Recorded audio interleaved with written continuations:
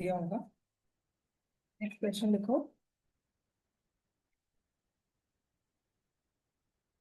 In the following figure, triangle ABC AD is the median. E is the midpoint of AD.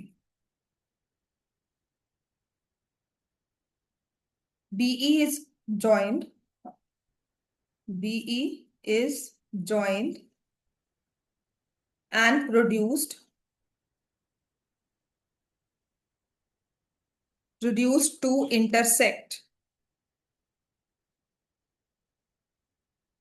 AC in a point F. Prove that AF is equal to 1/3 of AC.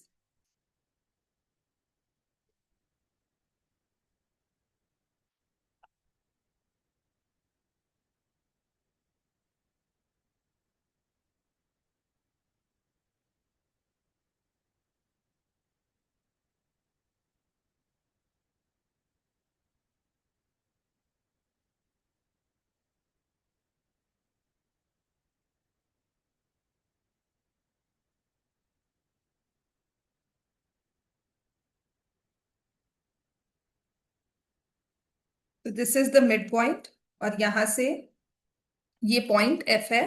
अब इस question में ना एक construction होती है ना। जो ये कंस्ट्रक्शन है या तो दी हो तो बहुत आसान हो जाता है क्वेश्चन सॉल्व करना, नहीं तो खुद से याद करना है। बेसिकली दिस इज अ एक थ्योरम है, उसका प्रूफ होता है ये। ठीक है, तो वो कंस्ट्रक्शन जो है वो हम लोग अभी फिलहाल यहां पर मैं आपको नहीं दे रही। राइट, आपको ना सिर्फ एक मिड पॉइंट दिया हुआ है तो उस चीज से याद कर सकते हो कि कंस्ट्रक्शन करेंगे ऐसे क्वेश्चन में। जैसे हम हिस्ट्री के क्वेश्चन याद करते हैं ना, तो ऐसे मैथ्स भी ज्योमेट्री वाइज आपको याद करना है। तो इसका लॉजिक याद करने का क्या होगा या इसको किस तरह से याद करना है कि ऐसे क्वेश्चन में ये हो रहा है। आपको मिड पॉइंट दिया हुआ है और हमने मिड पॉइंट थ्योरम पढ़ी है। ठीक है, उसमें या तो दो मिड पॉइंट्स गिवन हो तब हम कहेंगे लाइन पैरेलल होती है। राइट, या फिर अगर एक मिड पॉइंट गिवन है तो हमें पैरेलल लाइन साथ में चाहिए। यहाँ पे दो मिड पॉइंट्स तो गिवन है, एक तो मीडियन की वजह से डी मिड पॉइंट हो गया और ई इज द मिड पॉइंट तो उसने क्लियरली दिया हुआ है। ठीक है ना। तो अब इन दोनों के साथ अब ऐसा कुछ नहीं है कि इसके साथ हमें पैरेलल लाइन कोई मिले। मतलब अगर हम लोग ये ले रहे हैं, एडी में ले रहे हैं और अगर हम बीसी ले रहे हैं तो ये इकट्ठे एक ट्रायंगल में नहीं आ रहे। तो इसमें कंस्ट्रक्शन हमें करनी है, लिखो। The only thing is construction from D, draw D M parallel to B F. Example का ही क्वेश्चन आई थिंक इसमें यही करते हैं। From D draw D M parallel to B F. एक ये लाइन पैरेलल ड्रॉ करने से सारे पर्पस हमारे सॉल्व हो जाते हैं, क्योंकि ये इसको भी पैरेलल है। दो ट्राइंगल्स आ जाएंगे जिसमें ये पैरेलल लाइंस का सेट बनेगा, मिड पॉइंट और पैरेलल लाइन। ठीक है, गिवन टू प्रूफ छोड़कर डायरेक्टली प्रूफ पे आते हैं। ई मिड पॉइंट देखेंगे और देखो ये ई एफ जो है वो इसको पैरेलल है डीएम को। तो ट्रायंगल कौन सा लोगे? देखो ई एफ जो है वो डीएम को पैरेलल है, तो ट्रायंगल कौन सा लेंगे? एडीसी में पैरेलल लाइन साइड बनकर नहीं आई, ए डी एम। समझ में आया? हमने लेना है ई मिड पॉइंट है, ई एफ जा रही है। अगर सी लेते हो तो हमारे पास ये दोनों आ गई, पर इसका क्या प्रॉब्लम, मतलब हमारा जो एम है वो वर्टेक्स नहीं बना ट्रायंगल का। बात समझ में आ गया? तो इसमें हम लिखेंगे in triangle A D M, E is the mid point of AD and E F is parallel to DM. तो क्या लगेगी इसमें, कन्वर्स ऑफ मिड पॉइंट की मिड पॉइंट? एक मिड पॉइंट और पैरेलल लाइन, क्या लगता है कन्वर्स की मिड पॉइंट थ्योरम मेन? याद करो, तुम कुछ भी पढ़कर नहीं आए हो, अब गैरअप हो जाओ, बिकॉज अब ये टाइम जो है ना हमारा नवंबर का थोड़ा सा क्रूशियल और थोड़ा लंबा होने वाला है। टेस्टिंग भी करनी है, सिलेबस भी कंप्लीट करना है। यू आर टेलिंग मी कि सर्कल्स भी आएगा हमारे चैप्टर्स में, है ना। हाँ, तो सर्कल्स पढ़ना आसान काम नहीं है। सर्कल्स भी अपने आप में अलग से एक पहाड़ जैसा टॉपिक है। सरफेस एरिया वॉल्यूम थोड़ा रिस्ट्रिक्ट हो गया, पर उसमें भी बहुत सारे क्वेश्चंस हैं जो हमें प्रैक्टिस करने हैं। समझ में आया? सिर्फ बुक पे नहीं रहेंगे, बहुत एक्स्ट्रा क्वेश्चंस भी हैं जो आके 10th में भी हमें यूज करेंगे। तो बताओ, कन्वर्स ऑफ मिड पॉइंट देखा करो, जहां लिखा हुआ है पेजेस को पलटो, वहां पर ऐसे बैठ जाते हो कि पता नहीं क्या करने आए हो क्लास में। जहां लिखा हुआ है, रजिस्टर नहीं है, बस अच्छी बात है। E is the midpoint of AD, EF is parallel to DM। तो आपकी अगर एक मिड पॉइंट और एक पैरेलल लाइन दी हो, आप उस चीज को यूज कर रहे हो, तो that is converse of midpoint theorem. तो उस चीज को हम लिखते हैं बाय कन्वर्स। बुक तो होगी ना, बुक पढ़ा करो, बुक निकाल के रखो।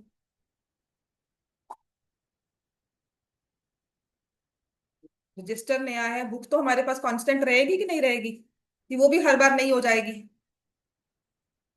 Bye converse of midpoint theorem, F is the mid point of A M. तुम सच में पढ़ना शुरू कर दो, तुम दोनों स्पेशली। मैंने सच में क्लास से बाहर निकालना है, मैंने नहीं रखना अपने पास। मुझे अगर ऐसे ही रिस्पॉन्स मिलेंगे ना कि हम लोग कुछ नहीं कर रहे हैं, घर जाकर होमवर्क अगर नहीं कंप्लीट किया, मुझे अगर कंप्लेंट आई है ना, मैंने क्लास से बाहर ही निकालना है, मैंने बिठाना ही नहीं क्लास। तुम्हें भी, हरसिमरत साथ। F is the mid point of A M. समझ में आ गया? तो अगर F midpoint A M का है, तो इसका मतलब हम लिखेंगे A F is equal to F M. Clear हो गया इतना? अब दूसरा ट्रायंगल जो हमने लेना है, अब दूसरा वाला जो ट्रायंगल हमने लेना है वो होगा इन ट्रायंगल। देखो, अब डीएम पैरेलल है, डी मिड पॉइंट लेंगे और पैरेलल होगी पूरी बीएफ को। ठीक है, डी मिड पॉइंट लेना है, पैरेलल लेना है line from D, D M parallel to B F. तो कौन सा ट्रायंगल बन जाएगा? F B C. In triangle F B C, D is the mid point of B C and DM is parallel to B F. फिर से क्या आएगा? By converse of midpoint theorem. कौन सा मिड पॉइंट बनकर आएगा?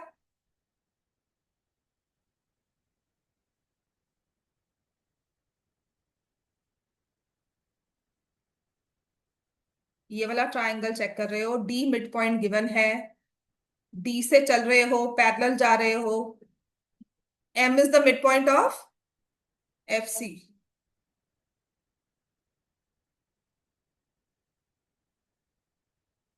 तो जिससे हमारे पास आ गया F M is equal to C M.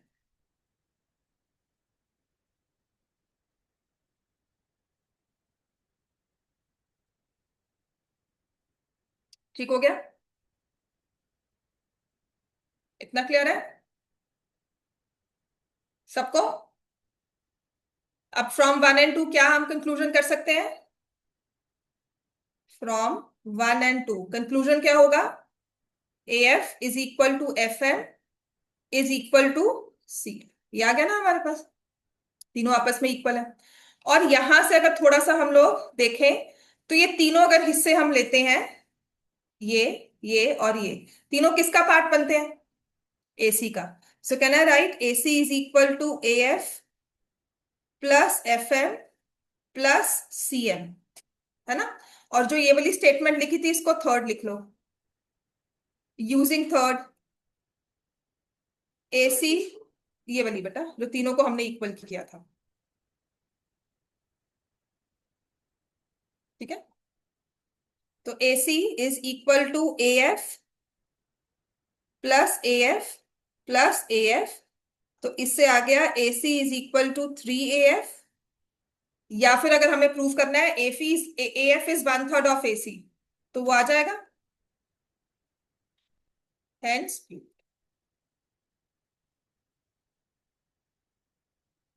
ठीक है, तो इस क्वेश्चन में एक मीडियन दिया है, मीडियन का मिड पॉइंट गिवन है, लिख लो।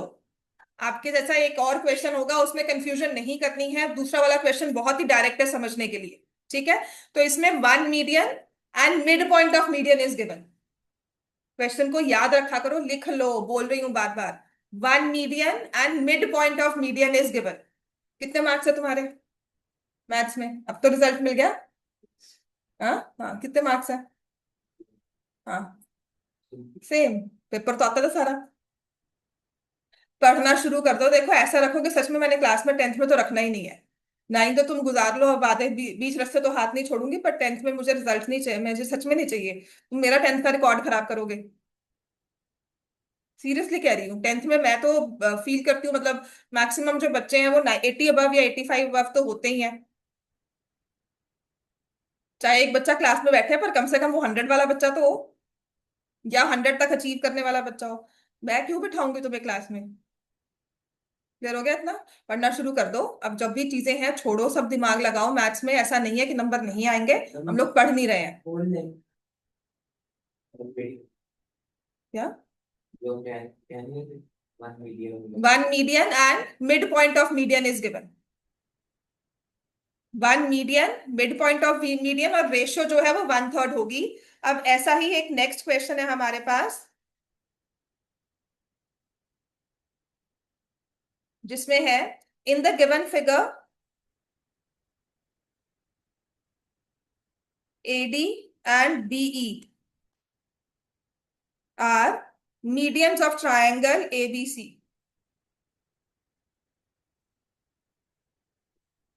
और इसमें पैरेलल लाइन आपको खुद से दी हुई है, DF is parallel to BE। Show that AC is equal to 4CF।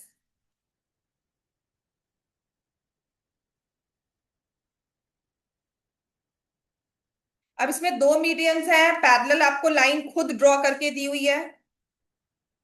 सो एक तो AD मीडियन है, एक BE मीडियन है, और DF जो है ऑलरेडी पैरेलल दिया हुआ है, तो हमें लगता है ये वही क्वेश्चन है। आप ना सच में इसको वैसे ही सॉल्व कर देते हो। इसमें दो मीडियंस गिवन है, तो D मिड पॉइंट है और E मिड पॉइंट है। समझ में आया? जो इनका इंटरसेक्शन पॉइंट है वो कुछ भी नहीं गिवन है, वो मीडियन हमें मतलब कुछ भी बताया नहीं हुआ है उसके बारे में कि वो क्या है। समझ में आ गया? तो इसको मैंने पॉइंट G नेम कर दिया। ABCDEF, उसके बाद G आता है। ठीक है। तो हमें शो करना है AC इज 4 टाइम्स CF। इसमें ऑलरेडी पैरेलल हमें गिवन है, कोई कंस्ट्रक्शन नहीं करनी, तो हमें लगता है ये सेम क्वेश्चन है, पर ये सेम क्वेश्चन नहीं है। इसमें एक तो 4 टाइम्स CF दिया हुआ है। ठीक है, कोई कंस्ट्रक्शन नहीं है। हम क्या लिखेंगे? इन प्रूफ आ जाओ। इन ट्रायंगल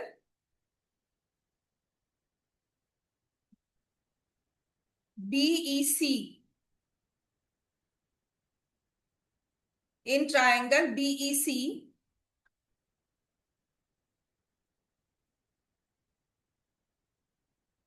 ठीक है, D is the midpoint, D is the midpoint of BC, and DF is parallel to BE। DF जो है वो BE को पैरेलल है। D is the midpoint of BC, DF है वो पैरेलल है BE को। क्लियर हो गया इतना? तो इससे क्या कंक्लूजन निकलेगा? पहले तो क्या लगेगा, अगर मैं ये सब लिख रही हूं तो क्या लिखोगे? By by midpoint theorem की कन्वर्स। मिड पॉइंट अभी क्या पढ़कर आए हैं? पीछे देखो क्या लिखा है, क्वेश्चन में लिखा है एक मिड पॉइंट और पैरेलल लाइन, तो क्या होता है?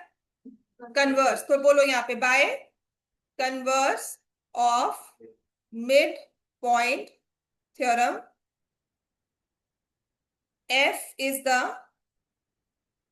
Mid point of EC। अब दूसरी बात ध्यान रखना, आपको दूसरा ट्रायंगल ADF नहीं लेना है। ठीक है? क्यों? देखो पहले हमने ADF लिया था, उसमें ये वाला मिड पॉइंट गिवन था, फिर आपने पैरेलल लाइन ड्रॉ की थी। अगर आप ADF लेते हो, आप कहते हो E मिड पॉइंट है, पर वो AC का है, F का तो है ही नहीं। समझ में आ गया? हमारे पास AE और EC आपस में इक्वल है। क्लियर हो गया? तो इसमें एक ही ट्रायंगल आएगा, और वो होगा जहां D से मिड पॉइंट शुरू हो रहा है वो वाला। सो BEC लेंगे। ये आ गया। E तो ऑलरेडी मिड पॉइंट है AC का। ठीक है, सो लिखेंगे E is the mid point of AC, given है। So can I write AE is equal to half of AC? AE half of AC है, कंफर्म्ड है ये तो, ठीक है। और F मिड पॉइंट किसका है, अभी बताया था। F मिड पॉइंट किसका है, EC का। तो आप लिखोगे F is the mid point of EC, therefore EF is equal to CF is equal to half of EC। यहां पर ना EC भी जोड़ दो, आसान हो जाएगा। AE is equal to EC is equal to half of AC। अब ये हमारी स्टेटमेंट 1 और ये स्टेटमेंट 2। प्रूफ में देखो दो चीजें चाहिए, एक तो नंबर चाहिए CF और एक चाहिए AC, ठीक है। तो यहां से CF equal to half EC लिख लेंगे। समझ में आ गया ना। प्रूफ के हिसाब से मुझे AC और CF चाहिए तो उन्हीं को लेना है। So I will have CF is half of EC और EC is half of AC। तो EC की जगह मैं लिख रही हूं हाफ ऑफ AC। बात समझ में आ गई। इस EC को यहां ऐसे रिप्लेस कर देंगे हाफ ऑफ AC से। तो अब मेरे पास आ जाएगा CF is 1/4 of AC। So 4 CF is hence proofed. लिखो और घर जाके पढ़ना है, इसको सॉल्व करोगे तब जाके पेपर में कुछ समझ में आएगा। क्वाड्रिलेटरल्स, एक तो आपको मैंने एक्सरसाइज 8.1, मुझे कल तक 8.1 के सारे क्वेश्चन सॉल्व चाहिए। 8.1 एक्सरसाइज सारे के सारे क्वेश्चंस होमवर्क में लिखो, सॉल्व चाहिए। अपने 41 नंबर से ही शर्म कर लो, सच में कह रही हूँ। अगर आप बताते हुए मुझे शौक से नहीं बता रहे हो कि इतने 41, मतलब आप खुश होकर मुझे ही नहीं बता पा रहे हो, मुझे पूछना पड़ रहा है ना, तो सच में आपके लिए एक वेकअप कॉल ही है। पढ़ लो, थोड़े नंबर अच्छे आ जाएंगे, 65 प्लस भी आ जाएंगे ना, तो 10th में वो हो जाती है हमारी। और वो तुम्हारे अपने आप ही मन करेगा पढ़ने को आगे फिर।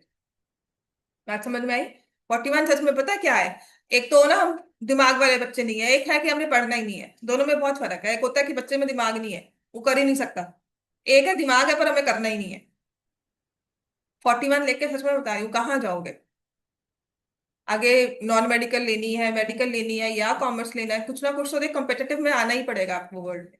उसके लिए पढ़ाई जरूरी है। अब मैं ये कहूँ ना डिग्रीज डोंट मैटर, वो तब होता है जब हमारे पास कुछ ऑल्टरनेटिव में हो। Degrees don't matter. And in the coming times, changing times, जैसे कह रहे हो AI आ रहा है, सब कुछ आ रहा है, तो उसको समझने के लिए वो दिमाग चाहिए।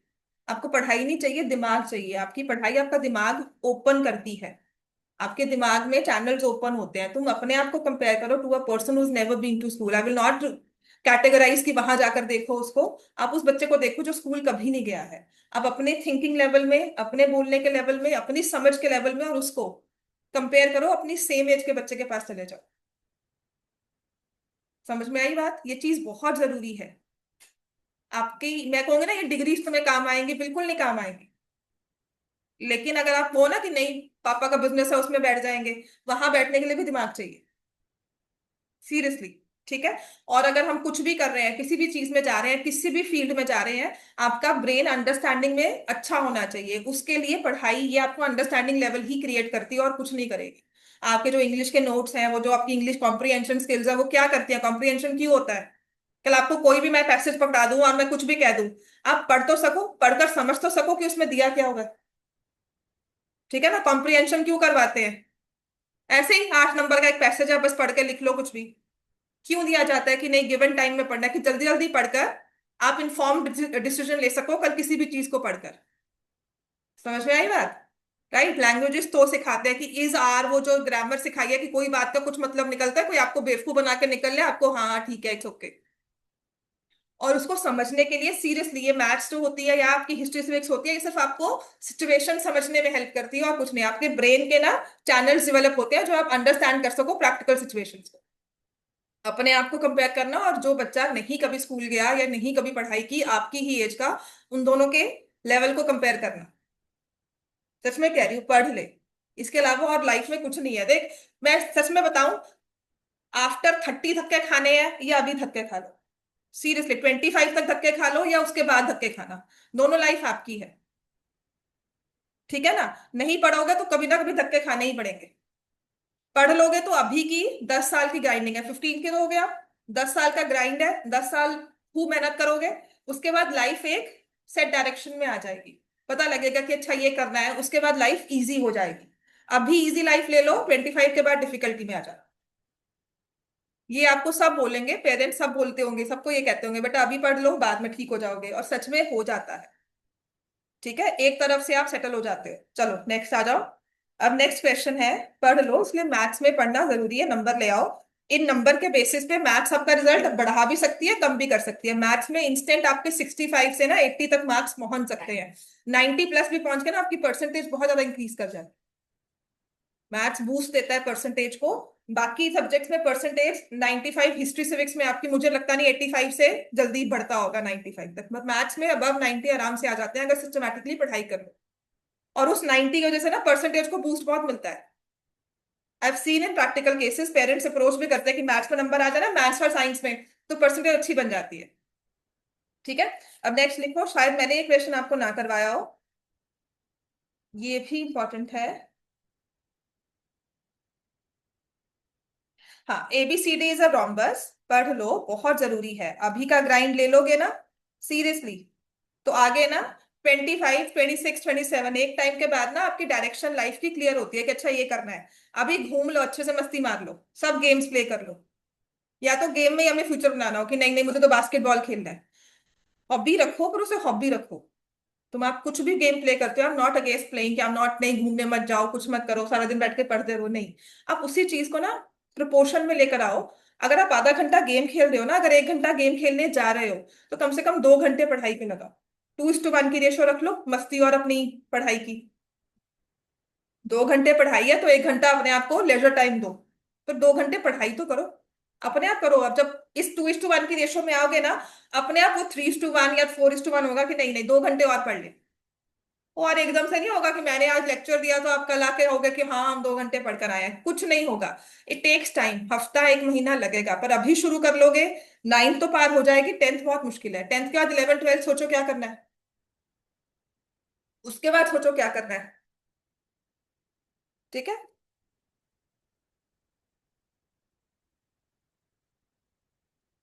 in which altitude from D, in which altitude from D to side AB, ये मैं वो क्वेश्चंस करवा रही हूँ जो कभी ना आपके पास्ट पेपर्स में आए हुए हैं। Bisects AB, find the angles of the rhombus. अब ये मैंने फाइंड द एंगल्स कहा है ना, ये आपको 1 मार्क में भी आ सकता है। Find all the angles of rhombus.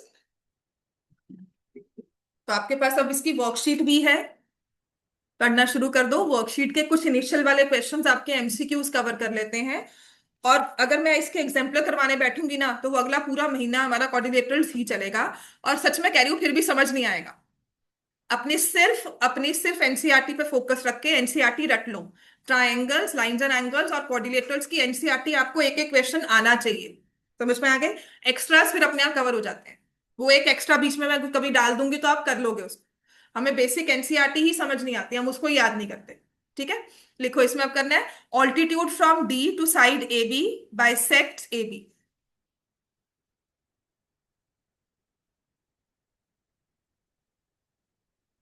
तो एक रोम्बस बनाए, this is A, sorry not A, ठीक है। तो ये है A, B, C and D. D से हमने ऑल्टीट्यूड ड्रॉ किया है ए बी को। इट बाइसेक्ट्स ए बी, तो यहाँ पे लग नहीं रहा है बिकॉज थोड़ा सा इसका एंगल हमें और डिफाइन चाहिए, थोड़ा एंगल कम करना होगा इसका।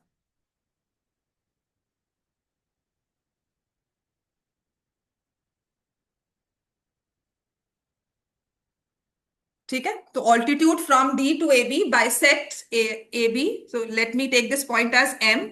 हमें अब इस बेसिस पर सारे एंगल्स निकालने हैं रोम्बस के। तो इसमें जो कंस्ट्रक्शन होती है लिखो, वो है जॉइन बी। इस बेसिस पर सभी के सभी एंगल्स के बारे में बताना है। जॉइंट बीडी वो हमारी कंस्ट्रक्शन है। इसके बाद दो ट्रायंगल होंगे, triangle A M D and triangle BMD, क्या इन्हें कॉन्ग्रुएंट प्रूव कर सकते हैं? कैसे? पहला क्या होगा? हम्म।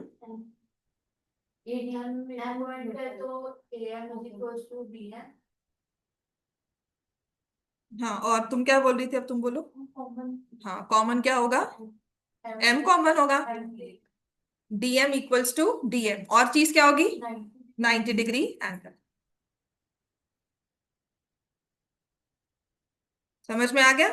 तो हमारा triangle AMD is congruent to triangle BMD। कौन सा रूल लगेगा? AM लिया है, 90 डिग्री एंगल लिया है, और DM लिया है। SAS RHS तब लगता है जब दो साइड्स हों। ठीक है। और एक एंगल हो, एंगल इंक्लूडेड ना हो, मतलब तुम्हारा एक हाइपोटेन्यूज पक्का होना चाहिए। ठीक है। तो ये SAS है। उससे हमें क्या मिल जाएगा? AD = DB CPCT। अब AD क्या है रोम्बस के लिए? बताओ। हाँ, उसकी साइड है ना? और BD क्या है रोम्बस के लिए? रोम्बस के लिए BD क्या होगा? डायगोनल। ठीक है। एक साइड और एक डायगोनल इक्वल है। अगर मैं लिख रही हूं AD = BD, तो इस AB का क्या? AD और BD, हाँ, AB भी यहां पर आ जाएगी। इसके बेसिस पर ट्रायंगल ADB को क्या बोल सकते हो? इक्विलेटरल। बात समझ में आ गई? तो ये केस वो आ गया जब आपको पहले करवाया था, in a rhombus diagonal is equal to one of the sides. पहले क्वेश्चन करवाया था, diagonal is equal to one of the sides. उसके बेसिस पर हमने कहा इन ट्रायंगल ADB हमारे पास all sides are equal, so triangle ADB is an equilateral triangle. ADB equilateral हो गया।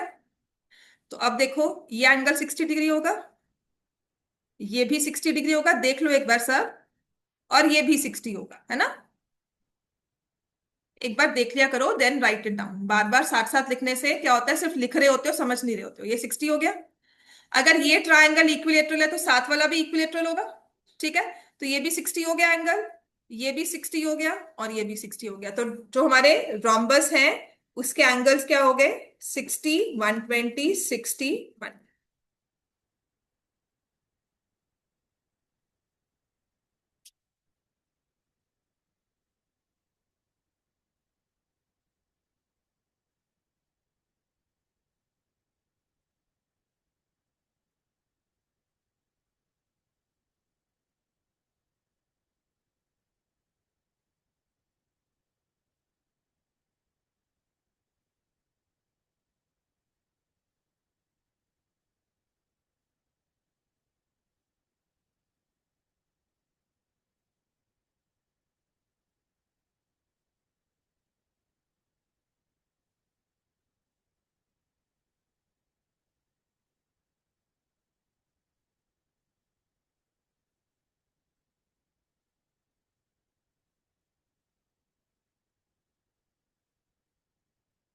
नेक्स्ट लिखो।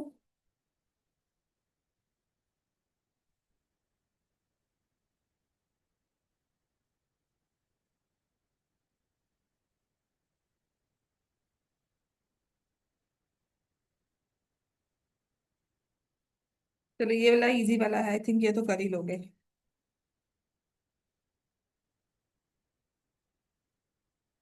ये वाला जैसे लास्ट क्वेश्चन करवाऊंगी, then will start with surface area volume, क्योंकि इसमें जितना भी करवाती रहूं ना।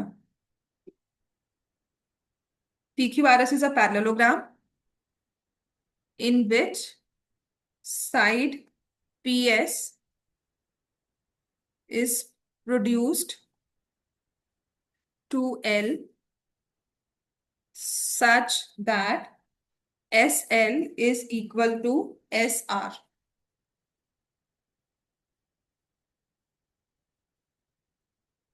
and LR is produced to meet PQ, which is produced in M. Prove that QM is equal to QR.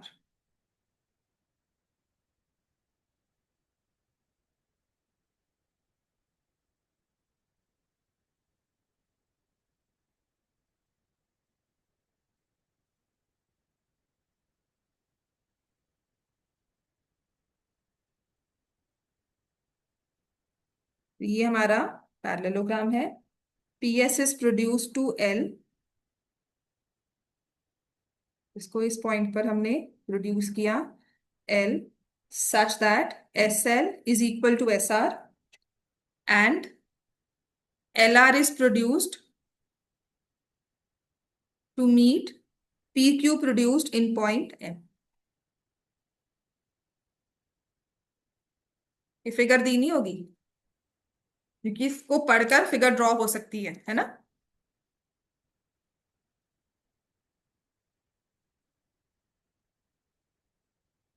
PQRS parallelogram है, साइड PS को प्रोड्यूस किया गया है to L such that SL is equal to SR।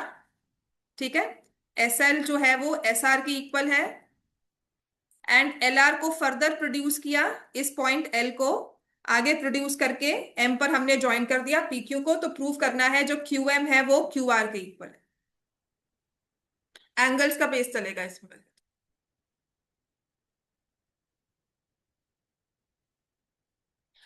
PQRS parallelogram है तो opposite angles equal होंगे।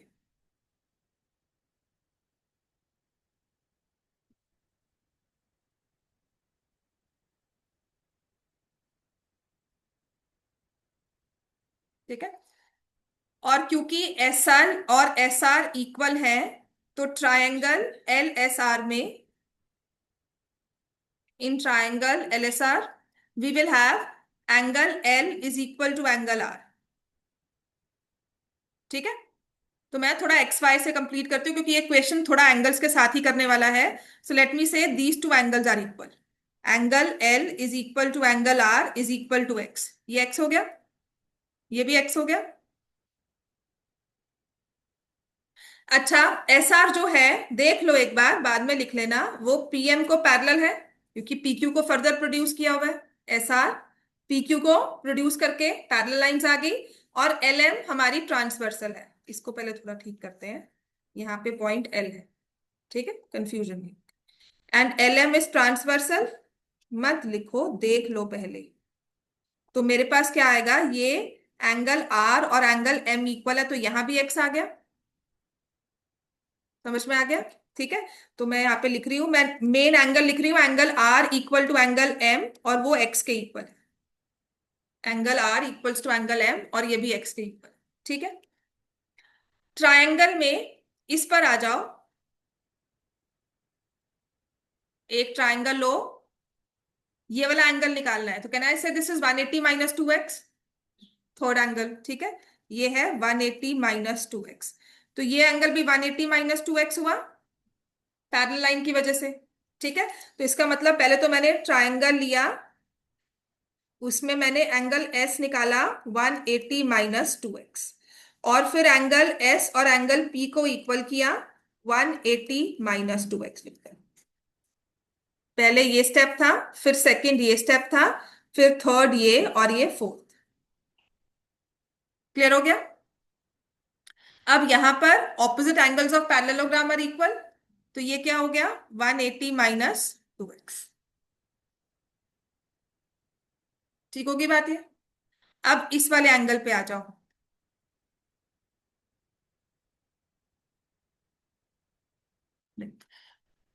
चलो इसी पर आ जाते हैं, let me take this angle only, ये वाला, क्योंकि मुझे QM और QR इक्वल करने हैं ना, तो एक ये वाले दो एंगल्स इक्वल होने चाहिए। ठीक है, तो इस एंगल पे आते हैं, ये स्ट्रेट लाइन दिख रही है हमें, LM स्ट्रेट लाइन है, एंगल्स ऑन स्ट्रेट लाइन, इसको Y लिख लिया। ठीक है, तो x plus 180 minus 2x plus y 180 हो गया, ये हमारा फिफ्थ स्टेप है।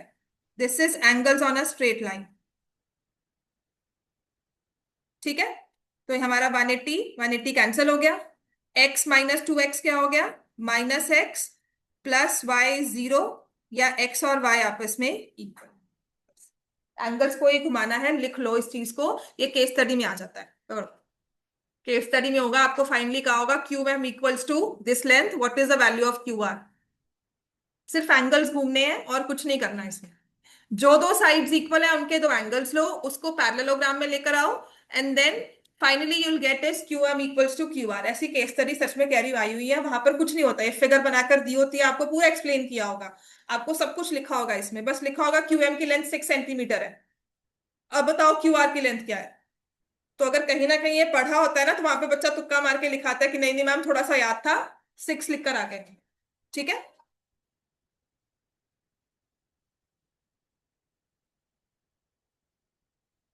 इसके बाद विल स्टार्ट विद, बाकी सब ना क्वेश्चंस हो जाएंगे, अपने सिर्फ अभी फिलहाल बुक पे कंसंट्रेट करना है। अब हम स्टार्ट करते हैं basics of surface area volume. सिर्फ हम क्लास 8 के फॉर्मूलाज और क्लास 9th में जो यूज होने वाले फॉर्मूलाज है मैं आपको वो करवाऊंगी। ठीक है, कुछ ज्यादा काम नहीं करेंगे आज, कोई क्वेश्चन सॉल्व नहीं होगा, सिर्फ फॉर्मूलाज लिखे जाएंगे। अच्छा, 9th में उन फॉर्मूलाज का जो इतना इलेबोरेट करवा रही हूँ 9th में उसका यूज हो ना हो, लेकिन 10th में बिकॉज हमें सारे सॉलिड्स आ जाएंगे तो वहां यूज होगा ही हो। होमवर्क करके आना है। क्वाड्रिलेटरल्स ट्यूसडे को टेस्ट होगा, क्वाड्रिलेटरल्स का बुक के क्वेश्चंस, एनसीईआरटी क्वेश्चंस। ठीक है ना, ये बहुत मुश्किल काम नहीं है, रट्टा तो मारना ही है हमें, पूरी पूरी हम चैप्टर रट्टा मार के जाते हैं हिस्ट्री का, है ना। मैथ्स भी रट्टा मार के आओ, बुक के क्वेश्चन है प्लीज। ठीक है, हो गया। अब हमारे पास नेक्स्ट है surface area and volume at the maximum. आज हुई है 24th। ठीक है, 25 लगाओ, 26 मोस्ट प्रोबेबली क्लास ले लूंगी, मोस्ट प्रोबेबली संडे के क्लास ले, बिकॉज आगे संडे छुट्टी होगी ना, आगे एक छुट्टी मुझे लेनी है, तो ये हो जाएगा। तो 30th तक, 31st तक आपका ये चैप्टर पूरा हो सकता है, बुक के क्वेश्चन थोड़े बहुत एक्स्ट्रा जैसे 3-4 रह जाएंगे। उसके बाद ना ये चैप्टर हो जाएगा, फिर सर्कल्स भी स्टार्ट करना है, तो सर्कल्स करते करते 15 नवंबर हो जाएगा आराम से। ये मेरा टेंटेटिव है, 15 का 20th भी हो जाता है बीच में। ठीक है ना, और पेपर्स आपके दिसंबर में ही शुरू होंगे, 10 दिन की तो रिवीजन होती है, नहीं दिसंबर में ही होते हैं। बेटा पीरियोडिक टेस्ट में तो आपके एक एक चैप्टर आएगा ना, वो आप क्लासेस मिस नहीं करते, लेकिन अगर मैं कहूंगी आपके पेपर मेंस आ जाएंगे, दिसंबर टेस्ट आ जाएंगे, तो उसमें आपकी क्लासेस मिस होती हैं। पीरियोडिक टेस्ट में तुम एक क्लास मिस कर लोगे, एक दिन नहीं आओगे, या फिर कोशिश करोगे कि नहीं आ जाए, घर जाके पढ़ लेंगे, अब क्लासेस मिस मत करना, बिकॉज मेरे लिए भी डिले करना बड़ा मुश्किल हो जाता है सिलेबस। छुट्टियां हो चाहे ना हो, होता तो एक चैप्टर है ना, इसमें आप क्लासेस मिस कर मत करना। ठीक है, आकर 1 घंटा पढ़ो, उसके बाद जाके घर पढ़ाई कर लो, कोशिश करो क्लासेस मिस नहीं करनी है। ठीक है, तो सरफेस एरिया एंड वॉल्यूम, इसमें हम 3D फिगर्स की बात करते हैं। 3D फिगर्स मतलब we have 3 dimensions in a figure. किसी भी ऑब्जेक्ट को स्टडी करते हैं तो उसकी 3 डायमेंशंस को स्टडी करते हैं। ठीक है, जैसे अगर आप प्लेन पीस ऑफ पेपर लेते हो और मैं यहाँ पे प्लेन पीस ऑफ पेपर रख देती हूं, तो क्या होता है, आपकी लेंथ और breadth, for example if I cover it entire, मुझे मैंने इस प्लेस को कवर किया, मैंने अगर इसमें यहाँ रख दिया है, तो you can not keep anything over here. आप डेस्क पे अगर एरिया मार्क करते हो, एक पर्टिकुलर पोर्शन मार्क करते हो, एंड यू से कि दूसरे वाले बच्चे को नहीं तुम यहाँ नहीं हाथ रख सकते, because this is my particular space. समझ में आ गया। तो हमने एरिया जब डिमार्केट किया तो हमने 2 डायमेंशंस के साथ किया, एक लेंथ ली एक ब्रेथ ली। समझ में आ गया, 2 डायमेंशंस के साथ हमने एरिया डिमार्केट कर दिया। ठीक है, अपना बना लिया। तो जब हमारी प्लेन सरफेस होती है ना, जब भी प्लेन कोई ऑब्जेक्ट होता है, for example piece of paper जिसकी थिकनेस को हम नेग्लिजिबल मानकर चलते हैं, है ना, हमने उसे प्लेस किया, तो उसके ऊपर आप कुछ भी और रख सकते हो। समझ में आ गया, उसने सिर्फ एरिया, एक हमारा प्लेन सरफेस को कवर किया है, उसने हाइट वाइज कुछ कवर नहीं किया है। अब इसी के बेसिस पर अगर मैं यहां पर बुक्स की ऐसे एक लाइन लगा दूं, पूरा एक के ऊपर एक बुक स्टैक कर दूं, तो क्या होगा आपका, मुझे देखने वाला वो विजन क्या होता है, ब्लॉक हो जाता है, होता है ना। तो सॉलिड सरफेस जो हम ले रहे हैं, हम सॉलिड्स की बात करते हैं, उनमें 3 डायमेंशंस होती है, वो लेंथ और ब्रेथ तो हो है ही, मतलब उन्होंने नीचे जमीन को तो ऑक्यूपाई किया ही है। ठीक है, प्लेन पेपर रखोगे आप, उसको जंप करके निकल सकते हो, लेकिन अगर मैंने वही एक बुक का स्टैक बना दिया, उसको जंप करो, सो ये नहीं कि नहीं कर सकते, पर डिफिकल्ट है। या उसने एक हमें हर्डल दे दिया, हर्डल होते हैं ना, तो हर्डल में हाइट देनी है, अगर प्लेन हर्डल होगा तो क्या होगा, उसके ऊपर से भाग जाओगे, है ना। लेकिन अगर एक हाइट पे हर्डल है तो हमें प्रॉपरली उसे देखकर जंप करना है, कैलकुलेशंस बढ़ जाती हैं। तो जो हमारी 3D फिगर्स हैं, इनमें 3 डायमेंशन आती हैं, एक होती है लेंथ, और एक होती है ब्रेथ, और एक होती है हाइट। हाइट बोल देते हैं या थिकनेस बोल देते हैं या डेप्थ बोलते हैं। डेप्थ कब होता है? हाइट होती है जब हम ऊपर देख रहे हैं, डेप्थ है जब नीचे देख रहे हैं, कितना डीप कुआं है।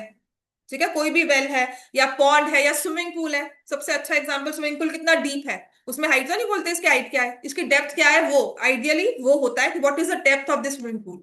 आप कभी नहीं पूछोगे व्हाट इज द हाइट, दो you can ask, it means the same, but ideally एक वर्ड होता है डेप्थ। तो जब भी किसी चीज को हम डाउनवर्ड्स देखते हैं तो that is the depth, upwards देखते हैं तो हाइट है। माउंटेन्स की हाइट होती है, सी की डेप्थ होती है। समझ में आ गया इतना? तो तीन डायमेंशंस है।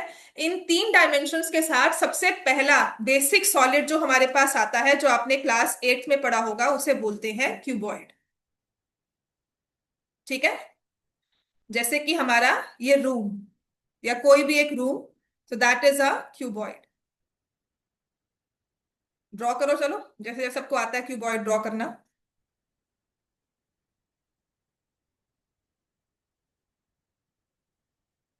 मेरा मेरा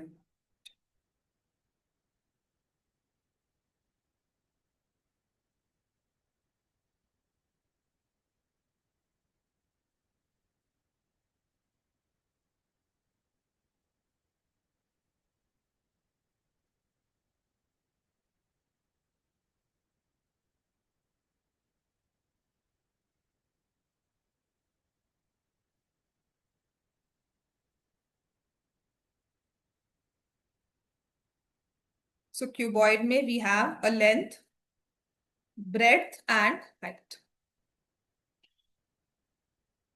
क्यूबॉइड ही तू रख ले इसको, एग्जैक्टली नहीं है। हाँ बिल्कुल ठीक है, वो जो तुम दो रेक्टेंगल्स करके बनाते हो वही होता है। ठीक है, और ये होता है, ये क्यूबॉइड है।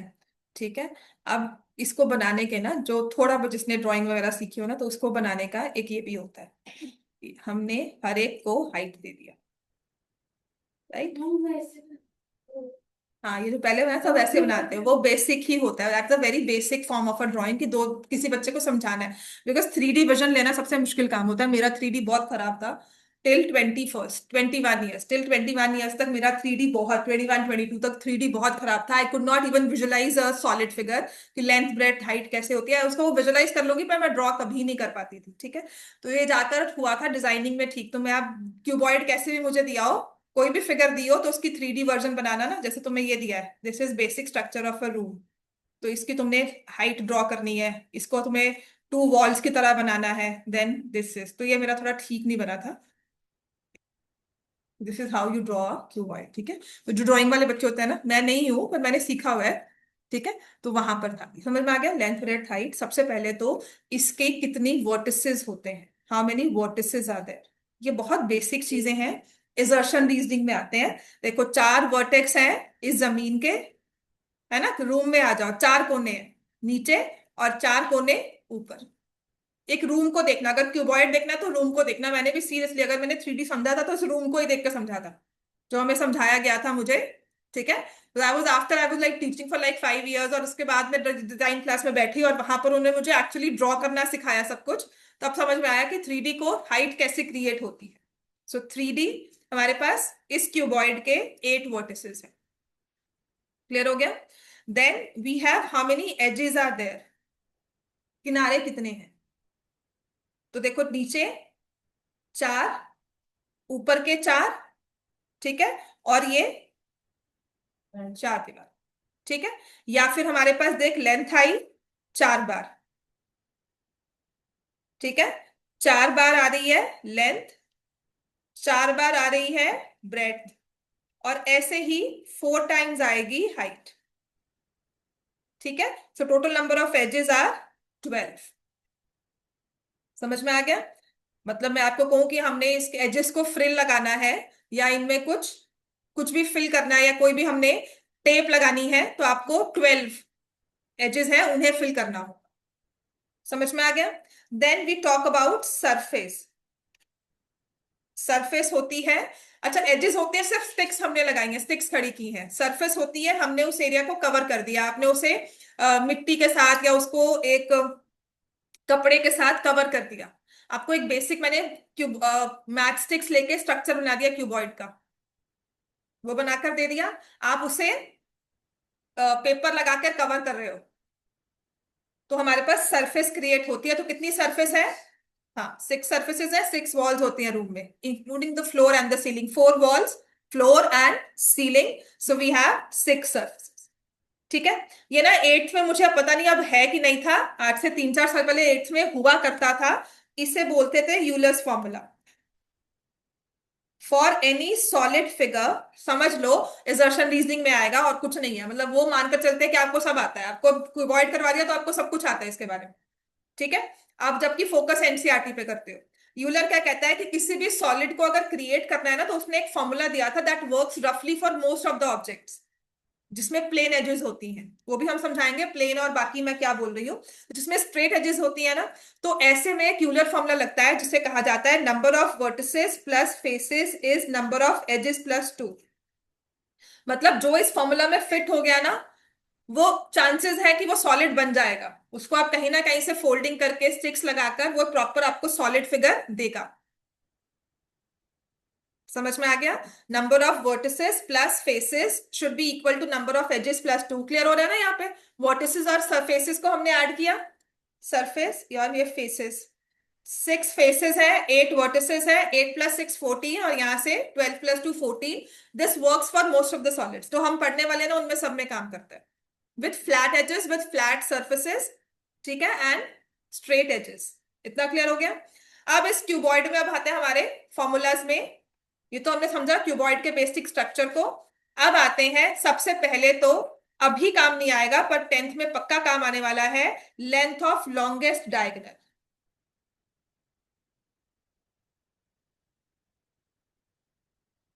इस क्यूबॉइड में सबसे लॉन्ग एक रॉड प्लेस करनी है, इसका सबसे लॉन्गेस्ट डायगोनल क्या होगा? लाइक वो उस कोने से, वहां से उस कोने से लेकर इस कोने तक, so we have to place it. बड़ी सी रॉड प्लेस करनी है। ठीक है। तो क्वेश्चन कभी कभी क्या होता है कि एक एंट क्रॉल कर रहा है, कोई एक दो तीन एंट्स हैं, वो एक कोई एजिस पे जा रहा है, कोई ऐसे क्यूबॉइड पे चल रहा है, ऐसे उसकी डायगोनल पे चल रहा है। ठीक है। तो कौन सबसे पहले पहुंचेगा दूसरे कॉर्नर तक? ठीक है। तो इसी चीज में हम length of longest diagonal from this edge to this edge, this point, ये वाला वर्टेक्स, इसे कैलकुलेट करते हैं। तो देखो इसके 3 डायमेंशन है ना, लेंथ ब्रेड्थ हाइट, तीनों को स्क्वायर करना। अब इसका लॉजिक क्या है वो बाद में समझेंगे, आपने ये फॉर्मूला लिखना है। ठीक है। लेंथ ब्रेड्थ हाइट, तीन हमारे पास इसकी साइड्स हैं, तीन एजेस हैं डिफरेंट वाली, तीनों को स्क्वायर करके प्लस, एक तरह से पाइथागोरस थ्योरम ही लग रही है। Length square plus bread square plus height square, फिर होता है इसका सरफेस एरिया, एक होगा लेटरल सरफेस एरिया। आजकल ना मैक्सिमम टाइम्स अगर सरफेस एरिया निकालने को कहा जाए ना, तो आई हैव सीन पेपर्स में भी दे एक्सेप्ट सरफेस एरिया, तो ऐसे लिख दिया, या पूरा आप सरफेस एरिया। लेटरल क्या होता है? जो हमें सामने दिख रहा है, which is area of 4 walls. Straight vision में हमें 4 दीवार आराम से दिखेगी। ठीक है। अब अगर मुझे सीलिंग देखनी है तो I have to tilt my face up, अगर फ्लोर देखना है तो डाउन देखना होगा। दैट मीन्स अगर लेटरली देख रहे हैं तो 4 वॉल्स दिख रही हैं। 4 वॉल्स का एरिया क्या होता है? 2 times length plus breadth into height, perimeter of the base multiplied by height. Base rectangle है, ठीक है। वैसे भी आप इस वॉल का एरिया निकालोगे तो ये लेंथ है और ये हाइट है, लेंथ हाइट हो गया। इस वॉल का एरिया निकालोगे, ब्रेथ हाइट, तो 2 बार लेंथ हाइट, 2 बार ब्रेथ हाइट। ठीक है। अगर आपको ये फॉर्मूला याद करना मुश्किल लगता है तो अपने कमरे में बैठना, जिस भी रूम को देखोगे मैक्सिमम टाइम्स वो रेक्टेंगल ही है, क्यूब भी होगा तो वो क्यूबॉइड ही है, क्यूब भी होगा तो फॉर्मूलाज ऑलमोस्ट सेम होते हैं। ठीक है। सो अगर मुझे इस वॉल का एरिया निकालना है तो I take length multiplied by height, इस वॉल में दूसरी डायमेंशन ब्रेथ हो जाएगी multiplied by height. So 2 times length height, 2 times breadth height, I get lateral surface area. फिर होता है total surface area, and if surface area is mentioned it means total surface area. ठीक है। अगर surface area mention किया जाता है तो वो टोटल सरफेस एरिया ही होता है। नाइन्थ में तो यही करोगे। ठीक है। अब total surface area is all the surfaces, तो breadth height length height, length breadth, breadth height and length height. और फिर आते हैं वॉल्यूम पर। वॉल्यूम क्या होता है? Length into breadth into height. अब वॉल्यूम होता है क्यूबिक यूनिट्स, वॉल्यूम होता है क्यूबिक यूनिट्स, क्योंकि 3 डायमेंशंस को मल्टीप्लाई किया है। मतलब अगर सेंटीमीटर में लिखा है ना, तो 3 बार सेंटीमीटर मल्टीप्लाई होकर क्यूबिक सेंटीमीटर दे रहा है। And if I talk about area, तो देखो डायमेंशन ये दोनों ऐड होकर एक नंबर सिंगल, यहाँ पे सेंटीमीटर आ गया, मल्टीप्लाई हो रहा है यहाँ सेंटीमीटर से, तो दिस इज स्क्वायर सेंटीमीटर। ये भी स्क्वायर सेंटीमीटर है, plus square centimetre plus square centimetre, तो ये 3 टाइम्स ही होगा ना स्क्वायर सेंटीमीटर।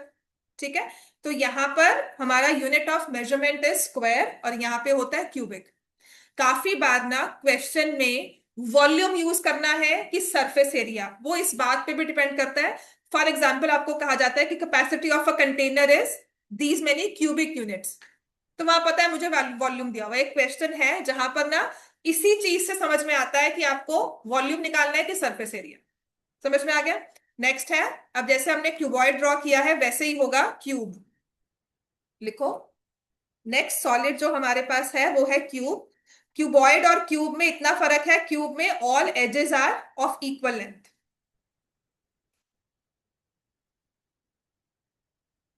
क्यूब में all edges are of equal length, तो नंबर ऑफ एजेस भी 12 है, वर्टिसेस 8, सरफेसेस 4। ठीक है, वही सब यूलर्स फॉर्मूला इसमें भी लग जाएगा। Vertices 8, edges 12, faces 6। ठीक है, अब जो सारी इक्वल एजेस है ना उसको हम बोल देते हैं side. When we talk about length of longest diagonal,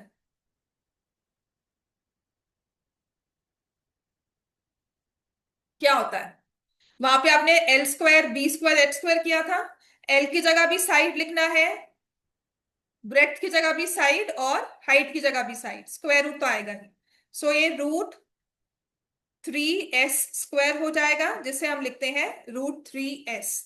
√3 multiplied by side is the length of longest diagonal. फिर होता है लेटरल सरफेस एरिया। इस वाली वॉल का एरिया भी साइड स्क्वायर होगा। जा, निकल लो, नहीं नहीं निकल ले, बंद कर, निकल ले। इस वाली वॉल का एरिया भी साइड स्क्वायर होगा, यहां पर भी साइड स्क्वायर होगा पीछे वाली वॉल का, और यहां पर भी साइड स्क्वायर, तो ये हो जाएगा 4 times side square. Total surface area कितना होगा? 6 साइड स्क्वायर, और अगर वॉल्यूम निकाल रहे हैं साइड क्यूब। समझ में आ गया। अब इसके बाद जो हमारे पास सॉलिड्स होते हैं, ये तो हमारे पास स्ट्रेट एजेस थी सबकी, ठीक है। इसके बाद जो हमारे पास 3 सॉलिड है उनमें है सिलेंडर। अच्छा, सिलेंडर तक ना आपने पढ़ा होगा 8th क्लास में। Then next we have cone and next we have sphere. इनमें और इन तीनों में क्या फर्क है? यहां पर जो इनकी एजेस होती हैं वो कर्व्ड होती, ठीक है। आपने स्ट्रेट वायर को ना यूज करके वायर को कर्व कर लिया और फिर यूज किया है, राइट। जो यूलर्स फॉर्मूला लगता है वो स्ट्रेट एजेस में लगता है, कर्व्ड में नहीं लगेगा। समझ में आ गया इतना? बाकी कल करेंगे सब।